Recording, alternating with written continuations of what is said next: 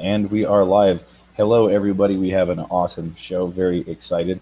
As usual, we're starting just a few minutes early, just in case anybody wants to come in live and start asking questions. I'm monitoring both in the group as well as on the YouTube page. If you're watching this and you have no idea from what this is, because I've been doing all sorts of advertising with AdWords and Google and all that other kind of stuff, so you may not be a part of our happy little convoy or collective.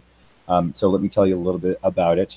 You're watching this because you saw something about selling products on Amazon, eBay, reselling, something to that extent. Now, we decided to make this show to support our Facebook group, the Treasure Hunting Convoy. Now, if I was planning ahead, I'd be doing a screen share and stuff right now. But if you just click the link below, you'll be taken straight to the Facebook group where we actually talk about lots of topics that have to do with buying and selling items online. It's called retail arbitrage, eBay flipping. Mark, what are some of the terms that you've heard it called apart from retail arbitrage? eBay flipping is the other one that I would use. You'd say, yeah, eBay flipping is like one of the big terms people use. I know that Amazon's having is kind of cracking down on what products are able to be sold on their site. Yeah. Basically, you can't if it's a let's say it's a product you got from a thrift store and it's used, you can't sell it on Amazon starting next month. Oh, yeah, I've heard a lot about I've heard a lot about that, but that's another reason why we've started shows like this, because Amazon is one of the big places that people just sort of think about first, even eBay to that matter. But there are actually a lot of ways that people are able to buy and sell items, source items, as it's called, at least in the reseller market, right? You're buying items at a good price. It's just called sourcing, right? It's a good source. But there are different places where, like, the gates used to be very wide open, like Amazon. That's where I came from. I actually did a lot of private labeling, as it's called. I actually ran into an issue with that, a point that we're going to talk about a little bit later, where I experienced it, so did a friend, where you started this brand and it just like basically blew up in your face. It's one of the reasons why I went to reselling. But you got to be careful with reselling because, as Mark said, starting next month, you find some cool item at a thrift store, Amazon's going to say, no, you can't sell it on our platform. But that doesn't mean you can't sell it on eBay or even Facebook Marketplace, or even using the cool apps that we have nowadays, like for OfferUp and things like that. It's not at that point anymore, folks. We don't have to rely on eBay or Amazon. In fact, I used to sell exclusively on Amazon, and now I cannot remember the last time I've sold anything on Amazon, to be honest. And a year and a half ago, that would scare the crap out of me to know that I just sort of let my Amazon store go. But it's absolutely right. And anything you want to add to that, Mark? Because we kind of found a topic to chat on. Well, the idea of selling on Amazon, I mean, it really depends on the niche that you're in. Yeah, that's true. I mean, if you're in sports memorabilia like myself, is kind of like my mainstay. Uh, it's not a very, it's a rough market. I mean, it's rougher than eBay, believe it or not. Wow. And Well, I know I can see that now. I can see that now. Maybe 10 years ago it was a little bit nicer, but definitely not now. It's really. I mean, eBay's not any kinder and gentler. Really, all eBay does is generates the traffic. No, that's a good point. That's really all that eBay does, and it just gives you a platform to put your stuff out and slap a price on it. Mm. Uh, Real quick, Mark. Pull your mic away from your face just a scotch. You're getting just a little bit of, yeah. Perfect. Go ahead. All right. I was trying not to kiss my mic, but No, that's good. That's very good. So yeah, that's it was a little bit more of a pitch to our group than anticipated. But as we do this show, folks, we talk about a few highlights, but we want to keep it sort of raw and organic, so that we don't have anything necessarily scripted. We have points that we want to talk about, and sometimes we talk about those points a little bit longer than we anticipated. So definitely check out the link below. and join the Facebook group because there's always things changing. There's always topics that we're talking about, and even good old fashioned, hey, I found a good deal kind of thing. You know, like what do they call them? Bolos. Be on the lookout. Yep, exactly. And again, folks, I always sort of look to Mark because I've been selling stuff online, physical products online, for only about 3 years myself. Mark's been doing it quite a bit longer, I sort of look to him as sort of like the mentor note of just like, did I say that right? Like, you know, because he just has way more experience than I do. If you're wondering, well, how much experience does he have? Go and check out our very first episode. So if you're here new to the channel, just go check out some of the other video links. Click on the little, the channel button. Make sure and subscribe. But you'll also see other episodes that we did. One of which was an interview with a gentleman named Paul DeLeo. Very, very smart guy. I'm sure you'll see him there as well. So subscribe, check out the Facebook group because there's lots of reasons to stay connected with us. And there is just this massive, massive, huge world of the reseller world that I'm very into. So if you're new to all this, there's so much more. If you're interested, any tips right away for any newbies that are just like, what is this? And Mark, got anything? Well, the if you it's a matter of utilizing platforms like this to really, trade knowledge. Also to, show the fact that, you know, we're just people trying to make a living. Yeah, I that's a mean, very good point. you know, and it's not a matter of, we focus on what we're good at, but, and where our true niches are. And but we also, dabble in things like retail arbitrage, hitting up the local targets, or, for example, when I found this little guy. Yeah, I was just gonna bring that up. Yeah. Yeah. This little guy at a grocery store chain that's actually also in your state there. Oh yeah. Actually, it's headquartered in your state. Oh. And we'll never know. Um, it's Broger. Oh, okay. Okay. I know exactly what you're talking. I know. We'll see. Like, yeah, like that in every other state. In Utah, for some weird reason, I don't know why, but it's called Smith's. Well, Everywhere else, it's Kroger. I don't know. I don't get it. well, no, it's called Smith's here, Oh, huh. but that's their parent company. Oh, okay, that makes sense. Yeah, because you see Smith Kroger in any of their. If you look closely at any of their promotional stuff, you see the parent company logo thingy. Exactly. Very interesting. Hmm. All right. So yeah, tell us a little bit more. What attracted to you to these what is this? Promised Land Hanukkah candles. Yeah, There we go. Yeah. and it just kind of gives you an idea that, I mean, my wife are basically all half Jewish. I'm the lone Catholic boy in my house. Um, and one of the things that my wife was going shopping one day at Smith's, and she found these, and she's like, I'll pick up 10 of them. I'll give them to my parents, whatever, blah, blah, blah, blah, blah. This is what she said to me. And then she got back in the car and started thinking, what if those could be resellable? Yeah. So she got home, she showed them to me, and I sat there and I just was like looking at them and whatnot. And I looked at comparables on eBay, Amazon, what have you. And I found that for what I picked said item up for, I picked up quite a few, um, that feasibly it was worth my time. Huh. Uh, it was worth my time, and it was also worth the aspect of being able to sell them, um, either on Facebook Marketplace. Right now, they're listed on eBay. I think for like $4.99 or something like that, and plus shipping. Um, but I do give breaks on shipping on for that type of stuff. But Yeah. Okay. the nice thing is that, um, yeah, I may not sell a lot of them right off the bat, but I'm looking over the next year and then into Hanukkah 2019 because by Hanukkah 2019 falls literally right in the middle of Christmas. Oh, okay. See, there we go. That see, yeah, because I was kind of curious. I was like, well, at the time of this recording, could you take advantage of it? And technically, you still could, Correct. but you're looking at it for the long haul through 2019 into Right. 2020.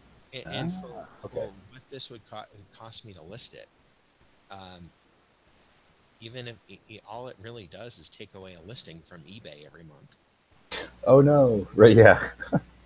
but I think I sourced like 33 of these things.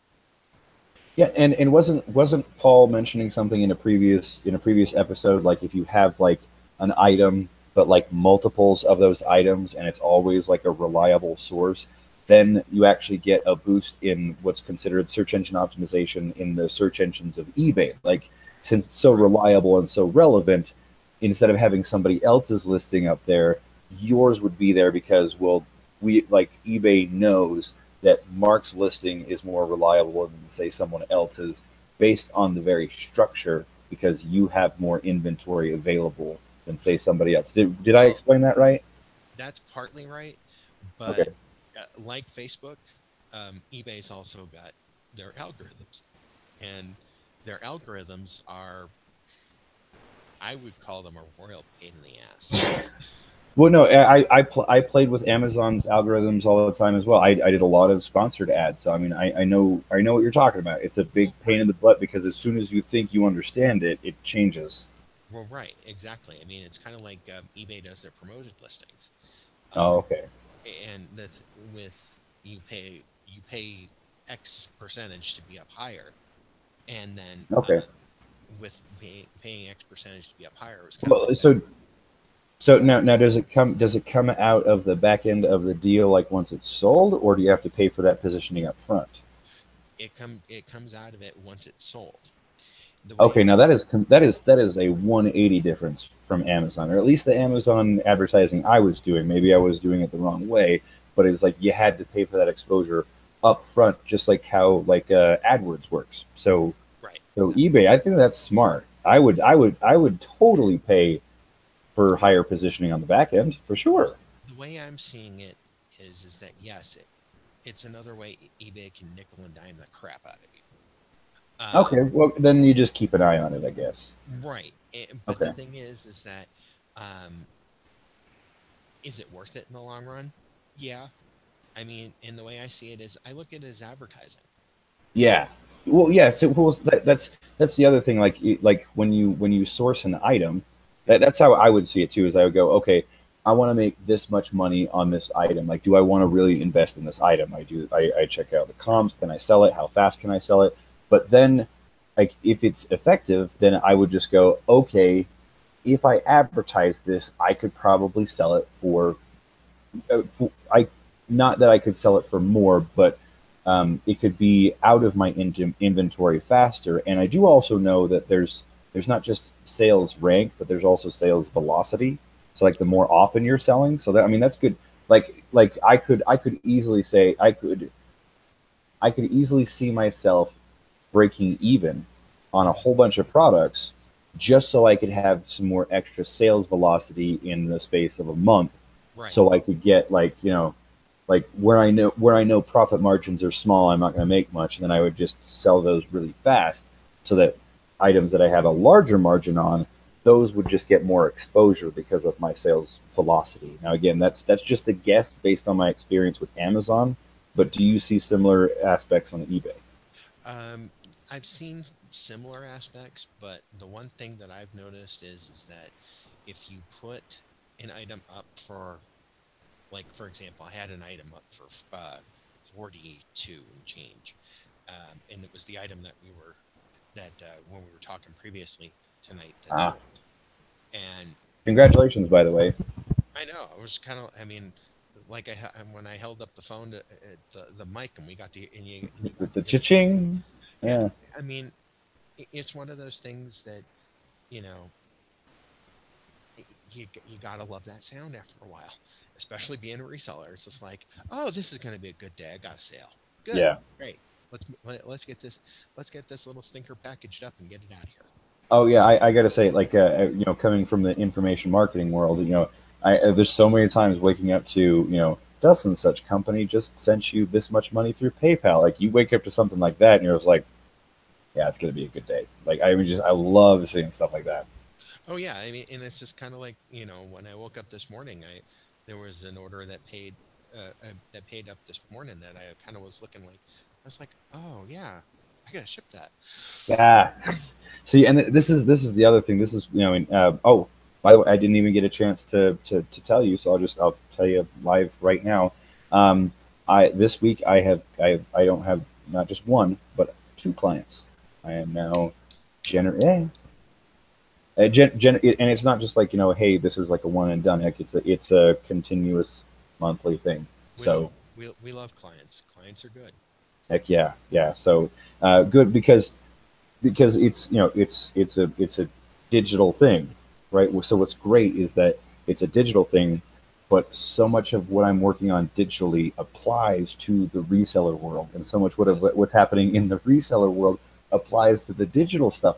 And I know for a fact that I'm going to talk to this client that's now paying me, actually both of the clients, and saying, and being like, they're going to ask, what else are you doing? And I'm going to mention the reselling and the convoy and stuff. And they're going to be like, well, how do I learn more? I'm like, well, click the link below and join the Facebook group. Right, exactly.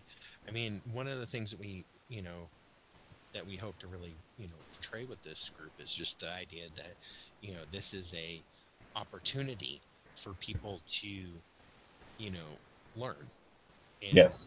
gain ideas. I mean, not necessarily gain places for sources per se, but I mean, it's more of like, some of my better ideas have come from me just watching YouTube videos Yeah. and looking in some of these Facebook groups.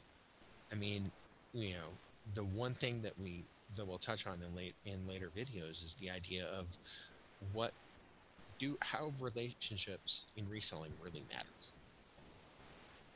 Yeah. No, no, I mean, now when you say like relationships, are you talking about relationships between merchants and sellers, or relationships like interpersonal relationships, like say between you as a reseller and your spouse that you're trying to convince, like, hey, this is a really good idea. Yeah. Where I'm looking at this is the idea of your relationship, the relationship that matters between you and your source. Ah, And the thing yeah, is that, that is a huge, yeah. like, I give you an example. I work with an auction house here locally that I'll buy more than I sell there, which is kind of funny. No, that's good. Yeah, yeah, I see what But you're the saying. thing is that they're a good sourcing angle for me. But when I bid, they look at my bids and go, "Oh, he's good for it." Yeah. Okay. It's like he's Okay. good for it. He'll bring the cash or his credit card, Because yeah, well, whichever day it is. okay, probably now. Now I haven't been in this space before, but probably when, like you said, when you bid, they're like, yeah, we know this guy's legit. He's for sure. Because now I'm assuming that they deal with a lot of flaky people, and even if they win, they're just like, oh, and they have to chase them around, and it's just more difficult to do their job. So what you're saying is that when you interact with them, you have an air of like, yeah, you're gonna I'm good for it, even though my price might not be the same as this other person, but you can rely on me because you've been working on building that relationship. Is am I right? Well, it's like, yeah, because I mean, like, I'll sit there and I'll buy, lower grade coins, for example, from these guys, and they do they do sell. I Mm. mean, because there are people who still want to actually get into coin collecting, and the thing is Interesting. that with the cost of silver per ounce and the cost of gold per ounce, people are looking at that,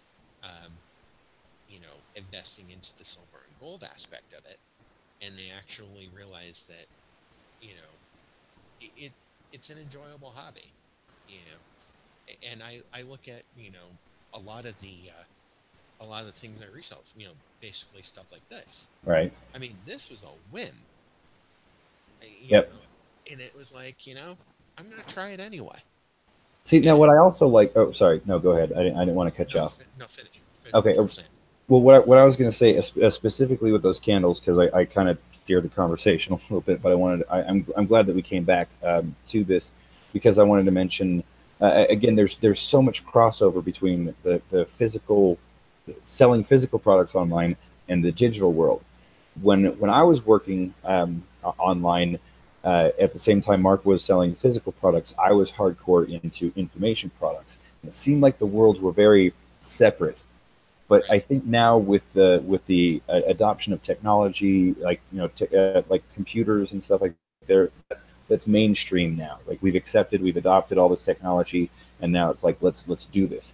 10 years ago, it was like this may still kind of be a fad or like maybe a niche thing with a certain type of people, but nope. 2009, we fully accepted it. So now we're at that point where like people who are selling physical products and people who are selling digital products are now so close, like the lines have blurred. I mean, I was telling Mark here again in my world, in the information marketing world, there are so many people who are like, how do we do the physical product stuff? How like they're just barely like approaching the conversation. And then I'm talking to people like you who are doing this every day, like clockwork. Like it's just like, oh, I got another sale. Like it's nothing to you. You're just it's like, oh yeah, it's another thing that I do. But where again, people in my world are just like, how does that? So this is very exciting to sort of bring those things together because what one thing that I know about is how to buy and sell domains, right? Like, something.com. But I know how to do it in such a way where it would seem almost like why would you buy that domain? But then when you bring that domain to a certain marketplace, everybody wants to buy it and then some, but you hand registered the domain as they call it. And like you went to GoDaddy and you bought it for $14 kind of thing. But you can turn around and sell that domain for like $4,000 to the right person, right? But it's the same thing like with reselling, right? So the thing that I wanted to say, right, is you could buy a very inexpensive domain like promiselandcandles.com. I'm not saying that you could buy it, maybe it's already been purchased, but a very product specific domain. Right. I promise you, you'd get that very product specific domain. It could be just a ridiculously long one like HanukkahCandlesInJuly.com. And then you could take that domain, redirect it to your eBay listing for those Hanukkah candles. Because like you said, you're just going to set it on the shelf and you're not saying, I want to sell these like right now. You're saying, I want to sell these over time. I guarantee you would get purchases, maybe 6 or 7 purchases a year just from type in traffic and the redirect and the person land. Because I mean, that's what's called buyer's intent. If someone literally types in something like, HanukkahCandlesInJuly.com and they end up on your eBay listing, it's like you'd be surprised if they didn't buy something. You see my point? That's type in traffic. That is like one of the easiest layup internet marketer tricks I've ever known. But a reseller like yourself, you don't know about that. I mean, that's why I'm like, that's what's so exciting is that there are so many aspects of both worlds that are crossing over right now. You're exactly right. I mean, in the way I see it, do I want to do that? Yeah, I might look into it. I mean, it's just a matter of how much effort I want to put into selling. Exactly, and that's what we were talking about with the niches of like, okay, now if you wanted to grow a vertical in that niche and then keep going, then having a domain like that would be absolutely the best thing to do. But I picked up on something from you from a couple of episodes ago, was that you were talking about the importance of finding a niche. And yours, again, I don't want to give away any of what you are doing. I'll let you do that at your own pace. But when you said I'm going to focus on this and this and this, which you had already mentioned, but again, I just listen for stuff like that. I went, okay, no, I'm going to do it too. Now I'm saying right now the niche that I'm going to be going into 2019 are video games. I'm 36 years old. I was a latchkey kid. Video games were my babysitter. So Nintendo, Super Nintendo, Sega Genesis, like what kids are calling old school. Well, hey, don't feel bad. Because I actually, when I was in that age bracket, Mhm. I had to sit there and actually, when I wasn't necessarily a latchkey kid, I was that kid going to over to friends' houses That, yep. to actually sit there and play their, their Nintendos and whatnot. I mean, You and me both. you know, I mean, was I very good at games when I was a kid? No. I mean, were they fun? Oh yeah, but are they a great selling? Is it a great selling niche for someone who knows it? Absolutely. Oh yeah, no, I'm so excited. I have a big stack. I have okay, now I don't know if you remember, it was actually a stand-up arcade game too, but this one's for Sega CD. It was called Dragon's Lair. You remember that game? I remember the Sega CD. There was an actual like arcade unit, and it was so hard because it was like it was just a dodge game. So you'd have to dodge and hit the thing and hit the thing, and then like if you died, you'd turn into a skeleton and you're a skeleton. But it was so difficult, and the game was meant it was designed to be that difficult, so you just keep dumping quarters into it like that. I Well, mean, it right. was yeah. I mean, what that reminds me of is the old game, the '80s game, the Frogger. Oh yeah, yeah, it was just like that. It was like, oh, that's so cheap. Like, of course I died right there because you're trying to get more quarters out of me. And they were like, yep. It's like you're trying to die to get across the street. It's like you bounce here, bounce here, bounce here, bounce here, bounce here, and eventually you get on that little wall across the street, and then you'd have to suffice or get through the angle of doing going through the levels of trying to get across the little pond, you know, Yeah, jumping on the right parts of alligators. exactly. Yeah, and I mean it's getting to the point where like my generation are looking back nostalgically and going, oh yeah, I think I'll go buy a Nintendo on eBay because I remember how great it was, kind of thing. Like that's going to be my market. Plus, for people who want to use it like for parts only, I'm going to be that guy with a garage full of video game stuff. So that's the niche that I'm going to go into because I was inspired by Mark because he's like, if you really want to do this, find a niche and then get good at it and then focus on it and put your marketing efforts and creative efforts into that vertical and that vertical will continue to pay you over time. It's like, okay, check. I, I'm on it. and I give you a perfect example of that. Um, I was sick during the last week in November, basically, Oh yeah, that was and rough. oh, dude, and then some. Um, and but to give you an idea, you know, I couldn't stare at a computer screen to save my life. But you know what? All that hard work that I'd previously done over the last 11 plus months, guess Ah, what? there you go. It was paying off where, every so often I'd wake up to the eBay ka-ching on my phone going like, oh, hey, I made a sale and I'm sick as a dog. This Oh is how this wow, works. that's got to be a relief. Like I mean, it's what was it? I think I was reading a Robert Allen book. Robert Allen is a real estate guy. He's actually from Utah, but he did a lot of MLM stuff. Anyway, the point was he had written a book called Multiple Streams of Income, and as I was reading it, he was talking about think of this tree, and every once in a while it just goes, and you see a $100 bill float into a bucket. He's like, after a while, you'd think that would keep you up at night, but then when you get sick or you're hurt, it actually helps you sleep at night, and that's always stuck with me. Exactly.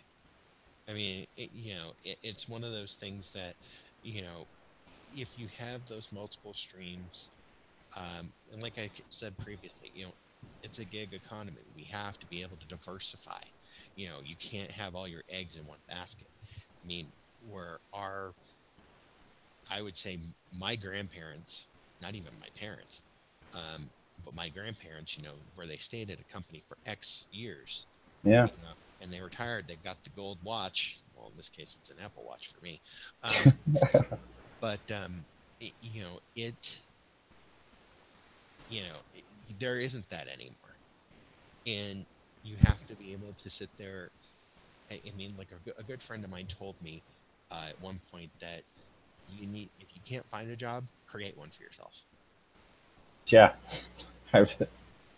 Well, And that's yeah. No, I I and I literally, I can't remember when he told me that. I want to say it was 2008.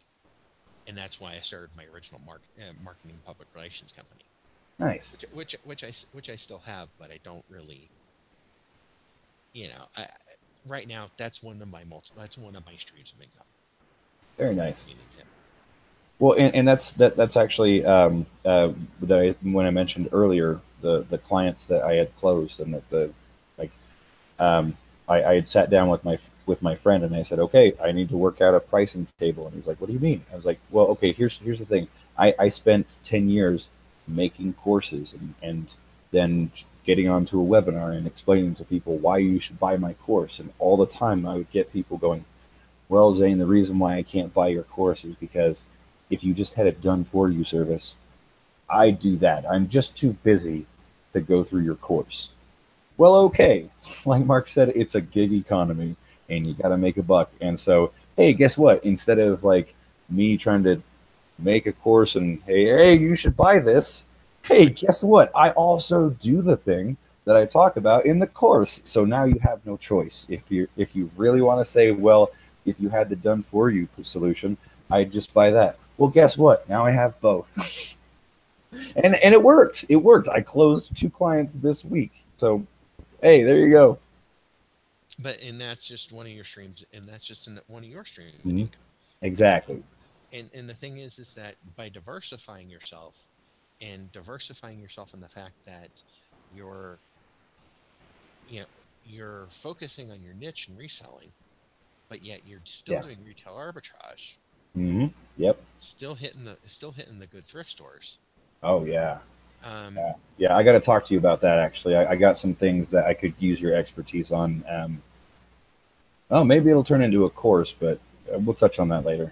We're saying, yeah, we'll talk on that. okay. Afterward. But it gives you just an idea of you know where your focuses are, and it's kind of like with me where my focuses are, and I know that my you know I have source A, I have source B, I have source C, but I also have source D. Ah, all right. And the thing is that um, you know, and I also have a resource E, which in this case would be my wife, when she's the one who does who goes out and goes shopping and who sit there and send me a picture on my phone going like, what do you think of this?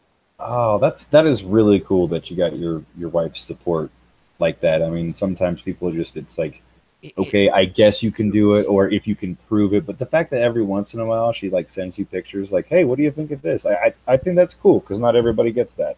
or it was kind of like with the candles here. I bought I mean, she brought these home, and I looked at them and I was just like, why not? I mean, that just kind of gives you an idea of, you know, and that's where it goes into the idea of relationships too, is that Yeah. you have to have good relationships all across the board, not just personally, but also professionally, Well, yeah. where you're able to sit there and actually say, you know, to let's say you do one of my sources is an auction house.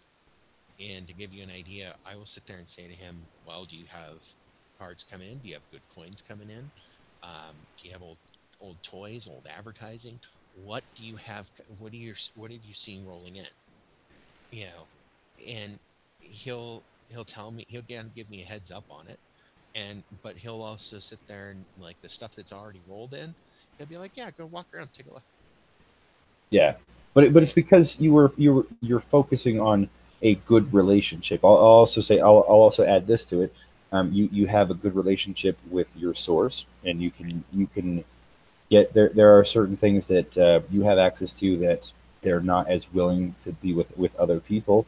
But you'd also mentioned this in one of the previous times that we had recorded. It had come up of, well, how do you get your wife's support?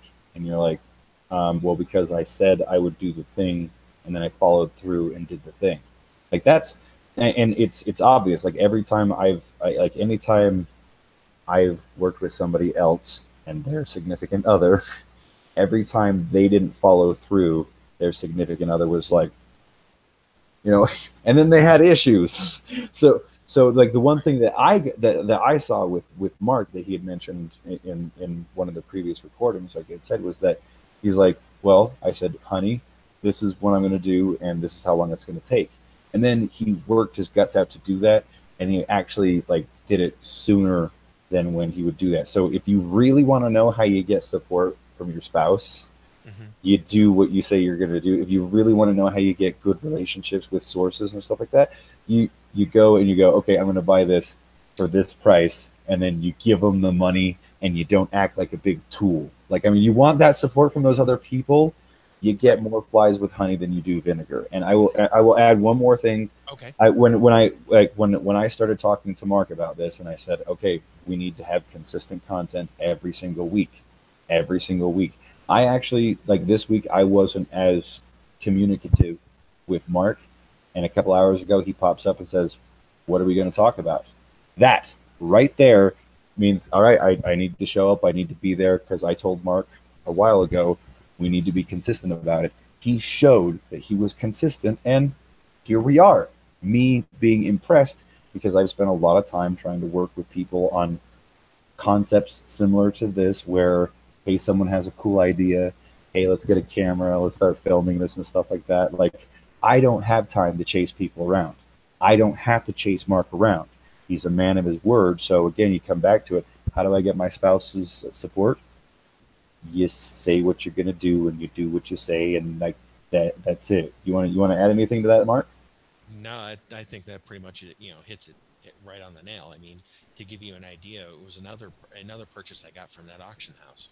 It was an 8 by 10 autographed picture of Ted Williams, the Hall of Oh, Fame baseball player.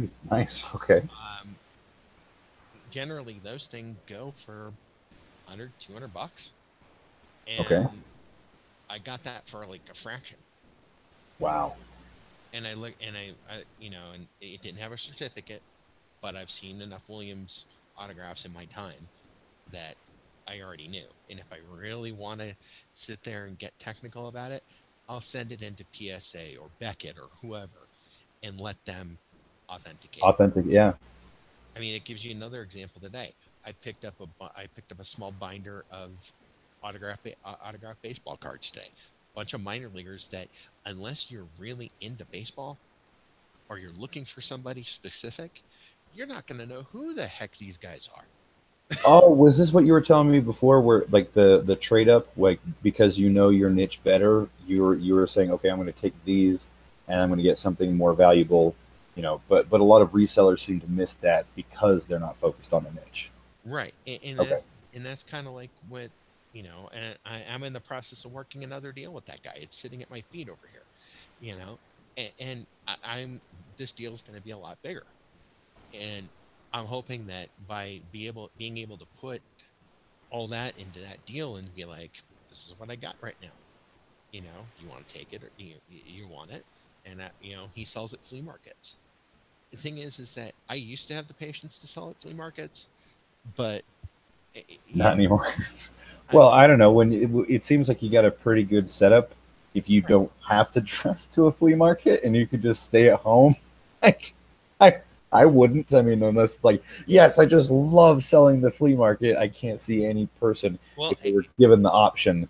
and that's the way I see it. Is I just sit there and I tell them, you know, I'll happily be your supplier because there's Ah, there's stuff okay. there's just stuff that comes right in through me. I mean, I got like a small box of sealed Pez dispensers, you know, the other day. Nice. Yeah. Okay. And All right. the only reason I was thinking about it is because I caught it out of the corner of my eye because it's sitting with all my other stuff, another item I've got listed on eBay right now. I mean, and these are items I picked up at like a fraction of the cost.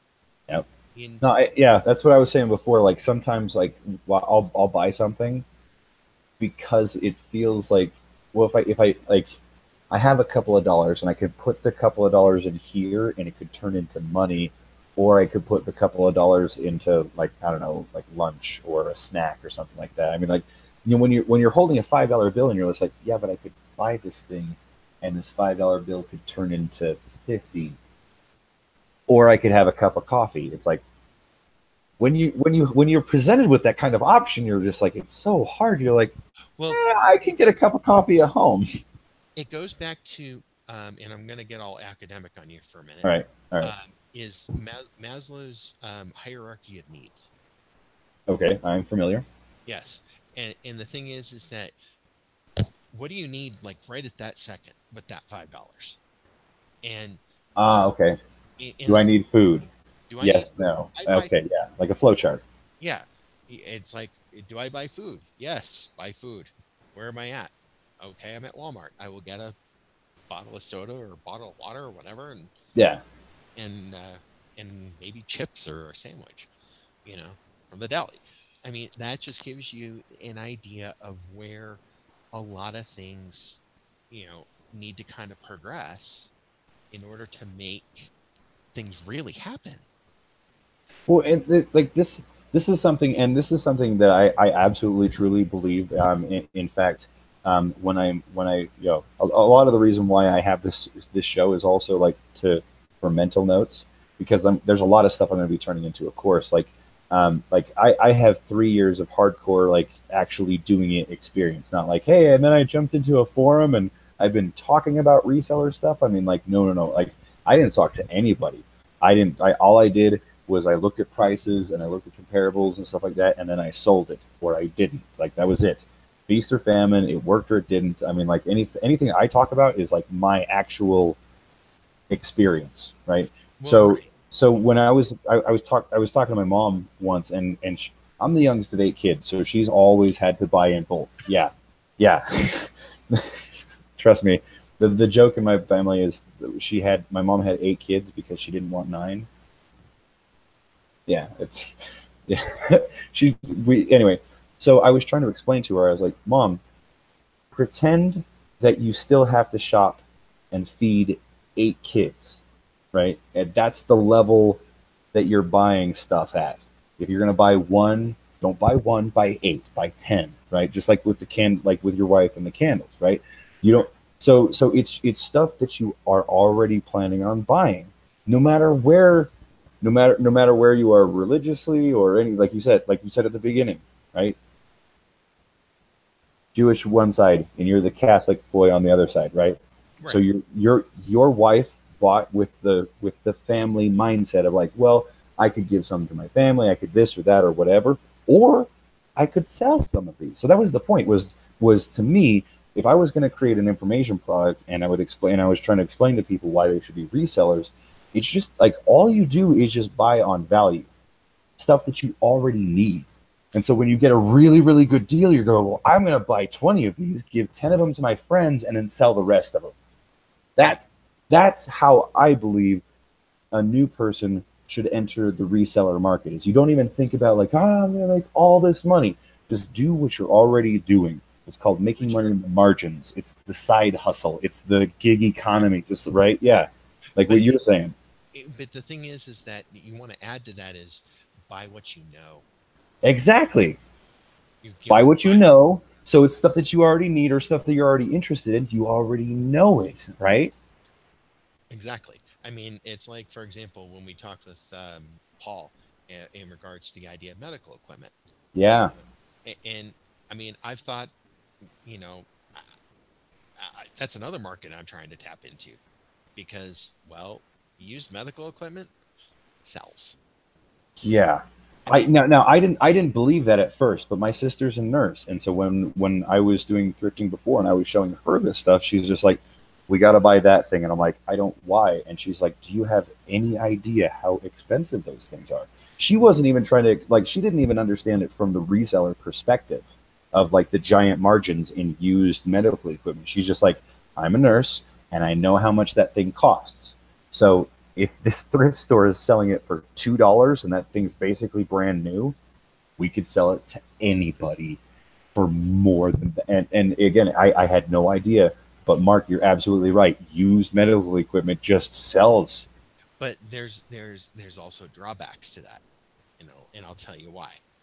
Um, to give you an example, any machine that requires a prescription Oh, is oh, yeah, is a is a no no. Oh yeah, Uh, no, I'm talking about like things that you would see at a thrift store, like an arm brace or something like that, and you say like, well, oh yeah, why would I arm buy that for like $8? And it's like because it sells for like 150 used.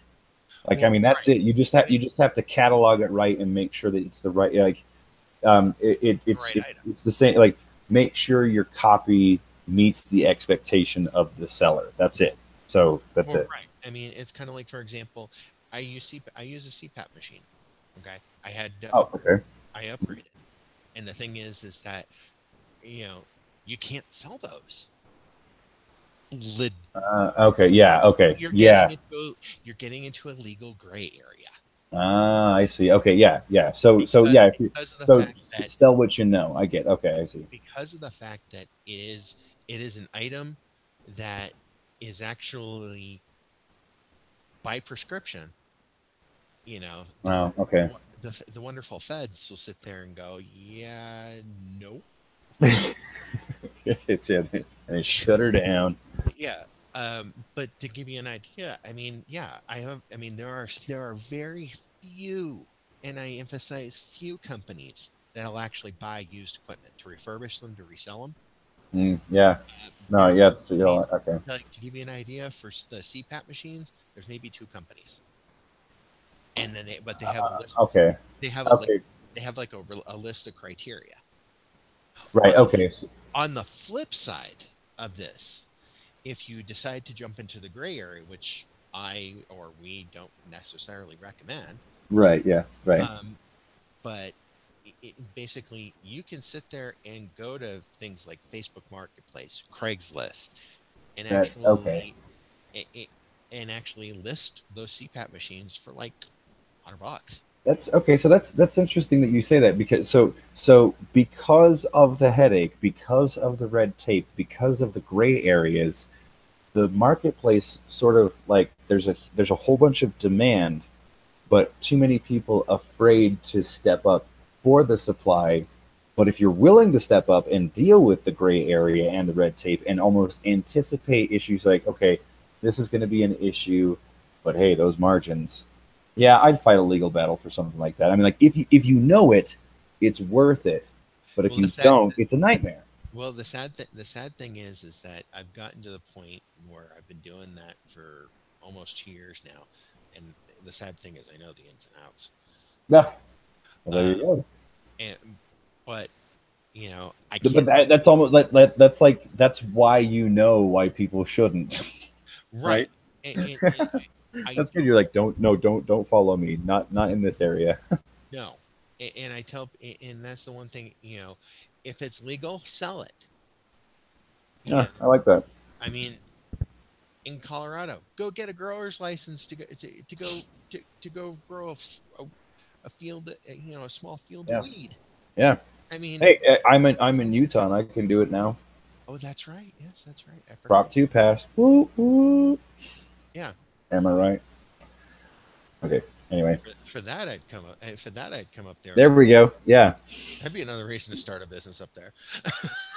No, no. Okay, I would do you one better. I'd be like, welcome to Utah. Now we're going to go out hang out with my friend Justin, who's in Colorado, who's been growing this for the last 20 years. Nice. There you go. Huh. Yeah, yeah. I'd hook you up fat.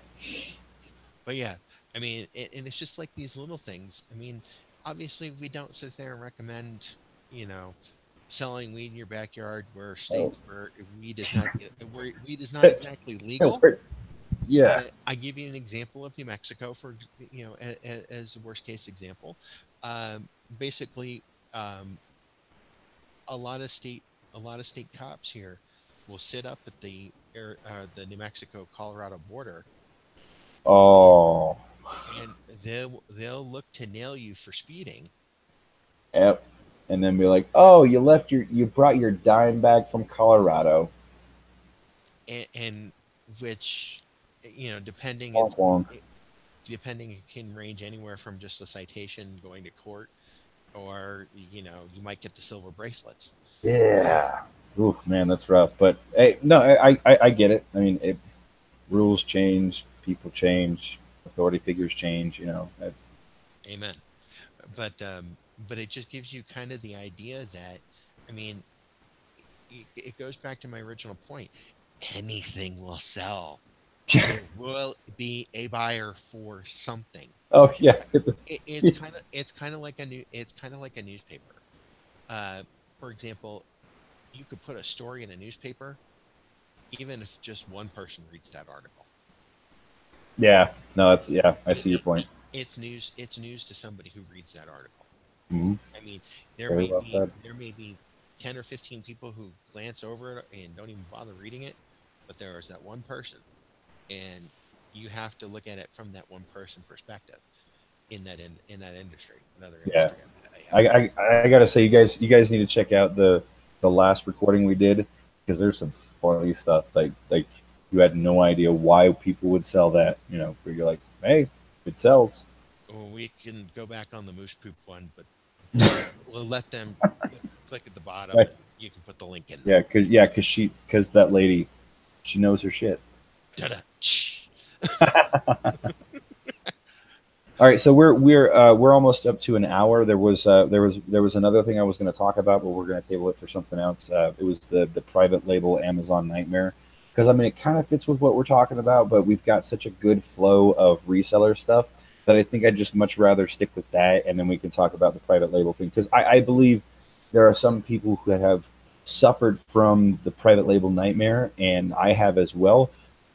But you don't really have to. Reselling, a lot of people poo poo on that. At least a lot of people did when the craze of private labeling was a craze. And now it's not so much. And hey, maybe you should think about reseller stuff. So I think we just stick with the reseller flow for now, and then we can talk about the selling nightmare because I've been wanting to ask you about this thing. I stumbled across the whole layaway concept a couple of months ago, and I thought it was really cool. Just because, like, layaway is nice because you only need a small percentage of your money, or not even your money, because I actually used a gift card. So I wasn't even like I don't know how you calculate the return on investment because no money was actually used. It wasn't my money; it was actually a gift. I returned it, got a gift card, and then went, "Hey, can I put these items on layaway?" And they were like, "Yeah." And I said, "How much do I need to put down?" And they said 10%. So I get these clearance items, right? These clearance items, and I put them on layaway, and they total $100, but I only need to put down 10%. So I put down $10 of Walmart gift card money so that I could have these items held and no one else could touch them. And so I could race off to eBay and list them and be like, haha, I'm smart. Okay, I checked 3 out of the 4 boxes. My problem is that I did not list them on eBay like I should have. So all the time from between Black Friday, which was when I got the items, all the way up until December 10th, I didn't list the items on eBay, which is what I should have done, and I didn't. That's like it should have been like, and then I sold them, and now I'm smart, but I'm not. I only got this far. So, Zane, so if you're watching this and you go, hey, the layaway idea, okay, hurry up and go home and list them, all right, because you can still do layaway. I know right now it's Christmas time and stuff like Or that. just So take your phone to the store and list from the store. exactly. I've done that a couple of times too. No joke. I went to a Tuesday morning and I scanned a couple items, and then I was halfway home, and the items sold, and then I went back and was just like, okay, I want to buy these. So that does work. But in the layaway, like you take the pictures and then you go home and then you list them, and then you're like, excellent. I didn't really have to buy these, and they're being listed, and then I can sell them, or if I have to drop them in price, or at the very least go, this was a bad idea. I just need to go home and get my money back, right? But at that point, you're not really using your own money. That's another point I would tell anybody, any newbie, is like not just go to a store and think about like, okay, here's what I'm doing, here's what I have, here's the benefits. You can see the profit margins right there, that whole working in the margins thing. Or But also, the one thing you want to yeah, look go at ahead. too, think about it, is that with those gift cards, you tell people, don't buy me stuff, just buy me gift Right? cards. Yes. Thank you. And, Yeah. and in that way, if they buy you gift cards, you can take said gift cards going through stores and be like, okay, and you scanning away and whatever, and you be like, there's a good margin on that. Yeah. I've In got enough fact, money. I've got enough money on my gift card to just buy it outright. keep going. But it just kind of gives you, but it gives you an idea of just how you could sit there and be like, like, but why, why get a gift card? It's so impersonal. But you take that option of buying the gift card, and then you can actually use that gift card, and then you're generating more. You're generating revenue for yourself that could be more than what you paid with the gift card for the items. So, Exactly. in theory, that person got you a present by being able to launch into making a revenue. Hey, there you go. I like that. Reframing the concept of the gift. So here's this. This is not something that you can put on layaway because it costs $1 for this item, and for layaway it has to be at least $10, right? Right. But that's Walmart's layaway. Everyone's layaway is different. Like you can go to Sears right now and you can do layaway. They do layaway all year round, but it's few and far between that they'll actually let you put clearance items on layaway. So Walmart, you can totally do clearance items, but it has to be above $10, and you have to have a minimum of 10% down, kind of thing. Right. Whereas Sears says, hey, you can do layaway throughout the entire year, but you can't do clearance. Now, I've already done this before. You just show up and you go, I want to put these on layaway, and they go, yeah, sure, no problem. Sometimes you get the stickler who is like, no, you can't do this, and you're like, whatever. I'll just wait until the other guy shows up on the shift, and I'll come back and do. So, like, yeah, the policy says, I've read the policy, okay, Sears, but some people just don't care, right? But So, also, you got to right, remember that Sears may not be around much longer. exactly. So here's, but my point is that I believe that layaway is this like sort of long lost thing that people just forgot about. But if you do layaway right, you're basically having someone else hold your inventory for you until you sell your items. So lever if you have more time than money, But there's leverage also, layaway. right, but you're also inhibiting a lot of risk when you do it. Yeah, yeah, exactly. Yeah, I see what And you're saying. and the thing is that you have to, as a reseller, you have to weigh that risk with the reward. Yeah. Now, one thing I was gonna say, like you were saying with the whole gift card thing, this is one of the things that I got on a previous gift card. Like, hey, I didn't really want this, and they're like, hey, no problem, you can return it. And these days, like stores just want to give you a gift card. Right. Like that's it. They would prefer that these days. So would I. I don't push back for money or get it put back on a card or something. Go ahead and put it on a gift card because this guy right here, you see this? Darkening shade. Yeah. Yeah, those things sell like clockwork for like $30 a whack. And Are at those my look, blackout yeah, shades? totally blackout, And what did you pick them up for? dude. Like there's still like 17 more just sitting waiting for me to come buy them for $1 a piece. Yeah. Hold that thought. We'll discuss it afterward. All right. But folks, this is what I'm talking about.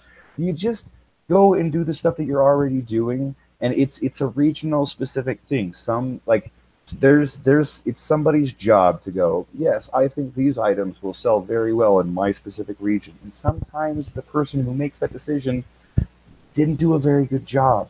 And That's then the all truth. this right. So like huge while you're out and about, I every time I go to a store, I go, do you have a clearance section, a specific one, or are they just scattered through end caps? And most of the time, the person goes, oh, well, they're over here or over here. But the answer is always both. They have a clearance section, and then they just have end caps at the I end of the aisles, and then you just check it out. Just while I you're have already found I have, shopping, just scan stuff, and you'd be blown away at how much money you could make. but there's also things you got to watch out for too, especially like to give you an example is OtterBox. And Oh yeah, I fell into a couple of those. I only bought two of them, but yeah. and if you Otterbox gets kind of we'll call it Snarky. I was going to say pissy, but you know. Oh, like they'll want to come after you for selling their items? Exactly. Really? You are correct, sir. Okay, then I have two Otter box phone things that I'll just not like if it's even going to be close to a problem. There's no point. There's too many opportunities to mess with. There's a lot of places out there like Otterbox that are just Disney is actually another one that's doing it. Oh. Now, okay, like you can't sell it, or you're not selling it for a high enough price point. Because I can understand if they're just like, well, please don't undercut us so we look like a douchebag for selling it at a price that we think is reasonable.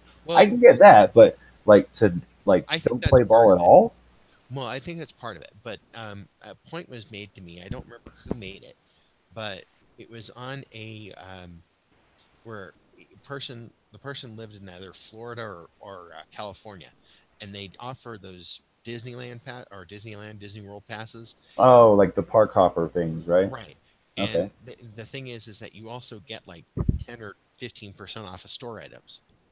But like Oh, for example, if you can go into the store, buy it for $130 item for 15% off, and then turn around and resell said wow. item for Okay. what they're selling it for, and you're making a profit, Oh, once they nail you down to it, they'll end up cutting off your passes is what they wow. do. Okay. All right, now this is an interesting topic that I think that we'll continue to discuss in ongoing recordings. But here's the thing.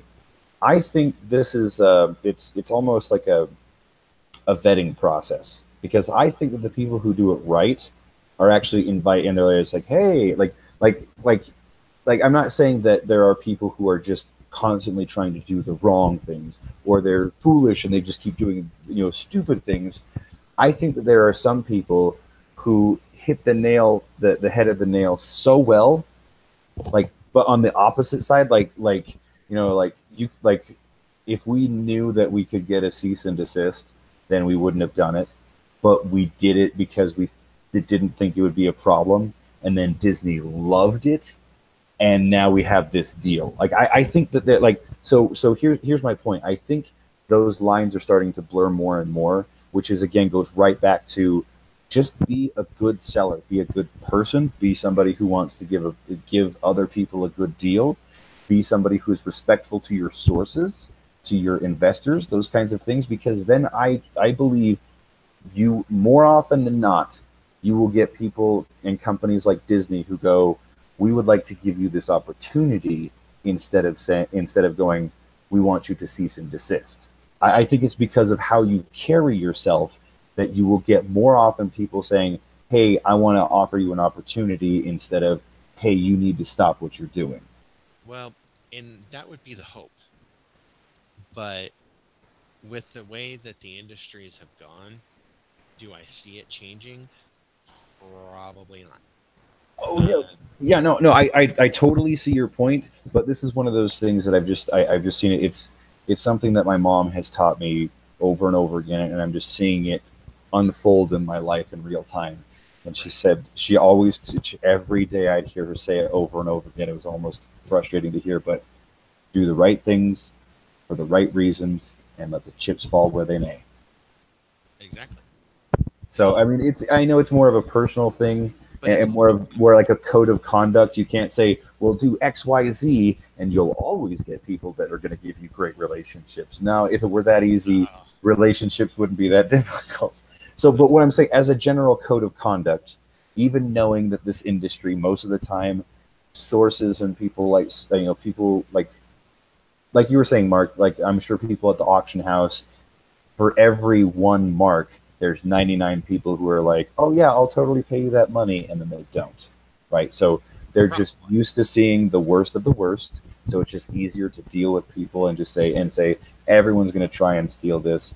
And, it's better to sue first and ask questions later. But every once in a while, I believe they see the true person and then go, oh, let's not sue this person. Let's actually give them an opportunity. Yeah, I mean, it's kind of like with for example, there that same auction house is listing a bunch of sports cards and other memorabilia this week. It was the same place I got that Tim Williams. Ah, okay.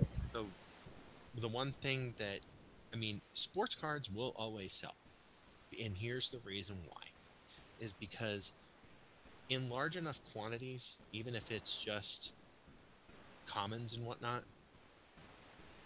people will find a way to make money. Hmm. Yeah, I can see that.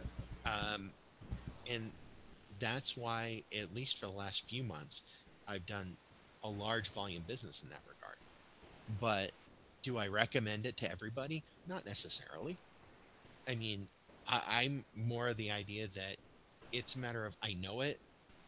I'm realistic in my head Ah, of, it's like, oh, eBay says these things will sell for 40 cents a card. Do I want to spend all my time listing 40 it's cent cards for like it's 99 cents? diminishing returns. Yeah, I get that. And but when I can then turn around and just build lots, like I've got like the one sitting down here Mm. for deals, in order to sit there and build up to something bigger and better. Yeah. Okay. Now, so maybe as a good thing to sort of to wrap up this particular recording, right now. I sort of want to pose a challenge to you. Right, today is the 13th of December. You've been doing eBay enough. What would you say if somebody is watching this right now? Maybe it's in the far flung future, and it's the 13th of 2019, or sorry, it was December 13th, 2019. Right. How much time would you tell somebody, like, okay, you have this much time until, like, if you don't sell your item by this day, you're not going to be able to get this item to this person by Christmas? What day do you think that would be? Like, I mean, okay, it's the 13th now. You need to be able to sell the thing so you can put it in the mail by this day to make sure that their darling child gets it on Christmas Day. What do you think?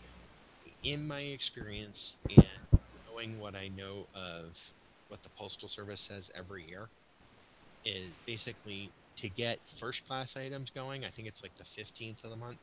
Oh wow. Okay. And but I think if it's 2-day priority, it's like the 18th, and then I'd have to consult the website, but it's like anything after that, if it's overnight, it's not going to get Mm. there before Christmas. Okay. Well, and that's also why, I mean, like, I look at it, and I mean, I've been doing this long enough. I mean, it's the 13th. That's the other point, is that, like, okay, if you want to have an item, if you're just new to this and you're just like, but I got this, like, this hot item, and if I just sell it, it's like, okay, but that means by the 15th it needs to be sold, and you're getting ready to put it in a box, right? And again, what my point here, what I'm trying to say is that if it's December 13th and you think that you can sell something to somebody because you have a really good margin, or it's just a hot item, or your gut's telling you that, then if it's the 13th right now, get it listed right away and see if you can sell it. That's my point here, is get it to be sold by the 15th. Right. And if you get it sold by the 15th, then you can get it to whoever person by Christmas without stress, Well, right? hope you can get it to them by Christmas. But Ah, in all reality, you have to remember, once that package goes in that little slot at the post office, it's out of your hands. ah, That's the okay. problem. Okay. It's a problem, but also a very good point, because I also believe that, like, people who get into reselling, they also look at reviews, they look at the scores, and they look at all that other kind of stuff. And yes, it's important, and yes, it's very important, but you can't let people hold you hostage for reviews and stuff like that. This is why, again, I even touched on it. You always have to make sure your copy meets the expectation of the seller, which is why. So, like, if you take 3 pictures, take 9. If you take, it's like, like, if you explained it already in the description, explain it again. Explain it in a different way. Just give as much information as possible so that the person who's buying it, again, your job is to create a 3D picture of the item in their head, so that when they pull it out of the box, that image matches what they pull out of the box. If those two things don't match, that's when you have problems. But if they do match, then it's like square hole, square peg, and it just fits perfectly. But when you have issues and you have customer service problems, it always comes down to what you said did not match the expectation of your customer. Now, again, what I didn't say, I didn't say that what you said follows the guidelines and the policies of eBay or Amazon or whatever. You could totally do that. But what I'm saying is that you need to meet expectations of your end user.